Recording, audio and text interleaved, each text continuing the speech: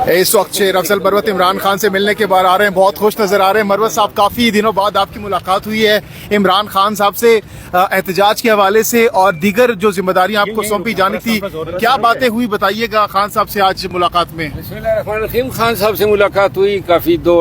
سوا دو گھنٹے جاری رہی۔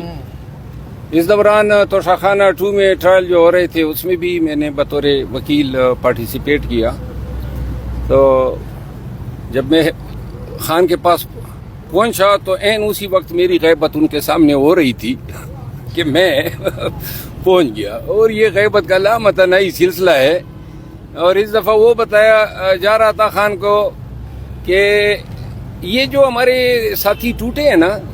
جو بک گئے، ان کا علم ہمیں کم و بیش 1 مہینہ قبل سے تھا،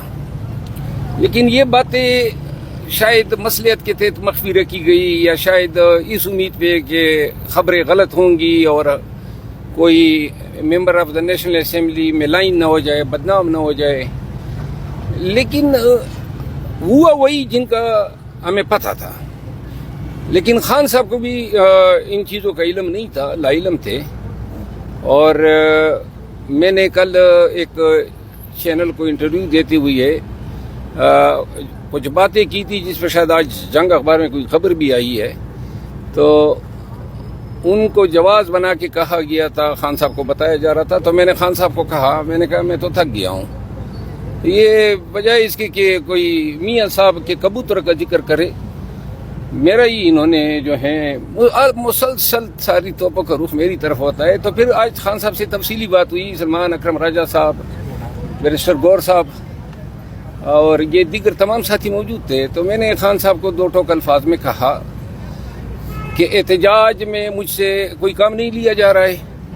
اور احتجاج کا جو یہ انداز ہے وہ مطلب ہے کہ کوئی میں مطمئن نہیں ہوں، کیونکہ یہ اصل معنوں میں صحیح احتجاج اس طرح نہیں ہوتے ہیں۔ اب احتجاج ہم اس نہج پہ، اس مقام پہ پہنچے ہیں جہاں ایک ہی احتجاج ہونا چاہیے، آپ کشتیاں جلا کے جائیں۔ 2 ٹوک انداز میں آپ کا موقف ہو کہ اب احتجاج ہوگا، ڈی چوک پہ ہوگا، دھرنا ہوگا، چاہے وہ 10 دن چلے یا 100 دن چلے، لیکن یہ آپ نے نیت بنانی ہے کہ اب ہم نے ڈی چوک پہ دھرنا دے کے خان کی رہائی کے لیے، فری خان نہ ہو۔ یہ بھی میں نے خان کو کہا کہ ہمارا فی الوقت 1 پوائنٹ ایجنڈا ہونا چاہیے۔ اور بہت سی باتوں سے خان صاحب نے اتفاق کیا، ماضی میں بھی کر جاتے ہیں، احکامات بھی دے جاتے ہیں، لیکن بعد میں ان پہ عمل درآمد نہیں ہوتا ہے۔ میں نے خان صاحب کو مثال دی، میں نے کہا کہ 22 اگست کو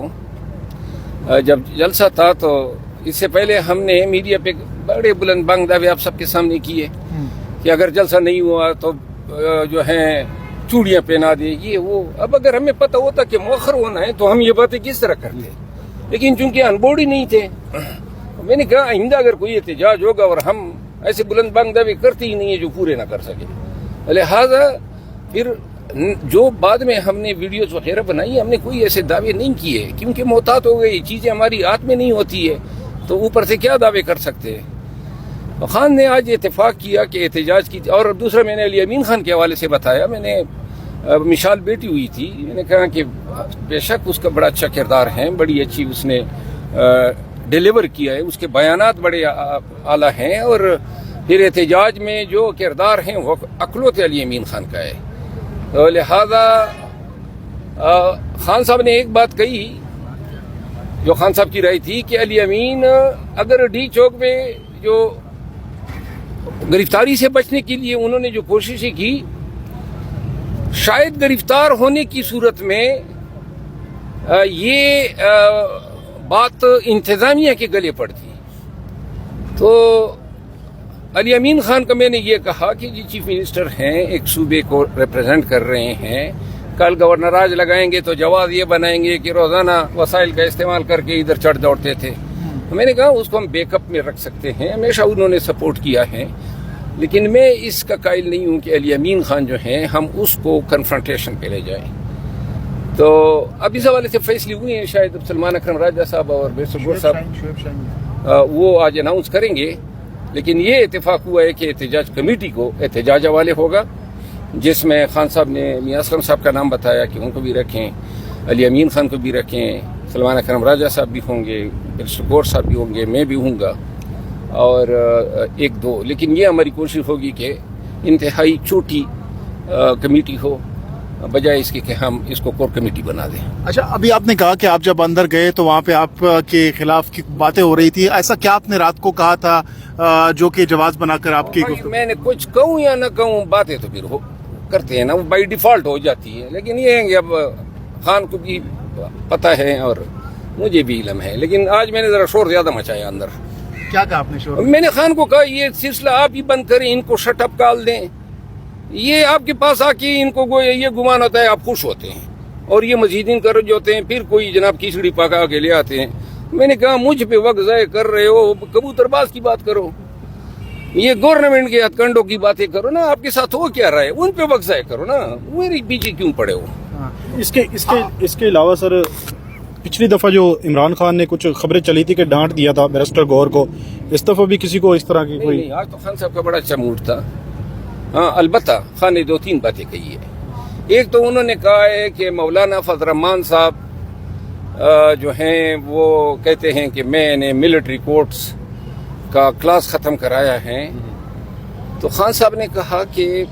आवाम को ये ज़रूर बता दे कि अगर ये मुझे मिलिट्री कोर्ट ले जाना चाहते हैं तो ले जाएं, मुझे परवाह ही नहीं है, और अगर ये मिलिट्री कोर्ट किसी बाशऊर, बाज़मीर और जमहूरियत पसंद आदमी का ज़मीर इजाज़त देता है तो हुकूमत का साथ दें, लेकिन अगर ऐसी कोई बात नहीं है, उन्होंने कहा ये मेरे हवाले, और आज मीडिया को भी उसने बताया कि मैं मिलिट्री ट्रिब्यूनल से मुझे मत डराया और धमकाया जाए। एहतजाज अब कौन लीड करने जा? एक बात और की जो बड़ी, उन्होंने कहा जी 10 अयाम तक एक काल कोठड़ी में उसको रखा गया और उसमें गप अंधेरा किया गया था। कहते हैं मैंने 10 दिन दुनिया से कट के गुजारे हैं, और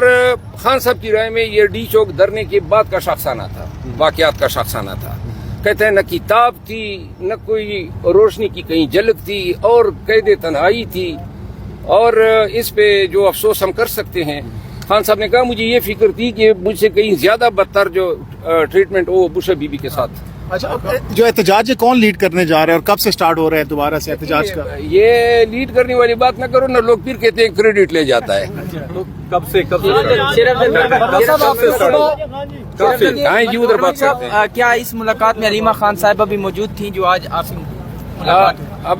ये सब मौजूद थे, बीबी साहिबा भी थी। नहीं तो एहतजाज कब से स्टार्ट होंगे ये, तो इसकी कोई डेडलाइन? ठीक है, बहुत बहुत शुक्रिया शेर अफजल मरवा साहब हमसे गुफ्तगू कर रहे थे।